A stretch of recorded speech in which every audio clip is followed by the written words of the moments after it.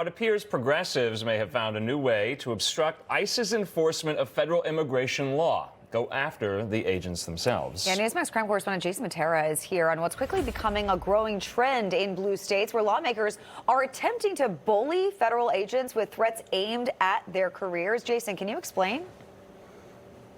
Yeah, Andrew, Charlotte. So Laura Fine is currently a Democrat state lawmaker in Illinois who's now running for Congress. And instead of using her platform to help cool the overheated rhetoric surrounding immigration enforcement, she's choosing to crank the temperature even higher. Fine is proposing legislation that would bar ICE officers from ever working in a state law enforcement agency. Take a listen.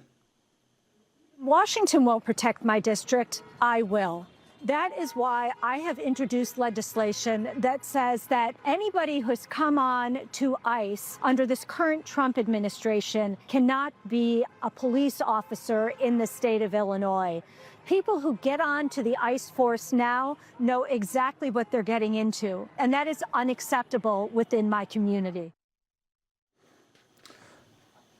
Of course, when Fine talks about Washington's failure to protect her district, she's not referring to the hundreds of criminal illegals taken off the streets during Operation Midway Blitz. No, she's talking about enforcement measures like the operation itself that arrested the hundreds of criminal illegals who were roaming the streets freely. The legislation Fine is pushing in Illinois is called the Prohibited Hiring of Federal Immigration Officers Act. Very subtle. Under the bill, state and local law enforcement agencies would be banned from hiring anyone who previously worked as a federal immigration officer during Donald Trump's second term. It's a bill that isn't sitting well with fellow state lawmaker John Cabello, who is also an active duty police officer. I think it's absolutely stupid of her to do this. To even bring this to light it's beneath her. If you haven't noticed, here in the state of Illinois, they don't care if something's constitutional or not. They're going to pass it, and that's the way they are. You know, let's just pass it and have somebody sue us, and then we'll find out if it's constitutional or not. Cabello pointed to the many problems with this proposal, including the obvious one: progressive-run cities like Chicago are already short on cops and are in a constant struggle to fill vacancies.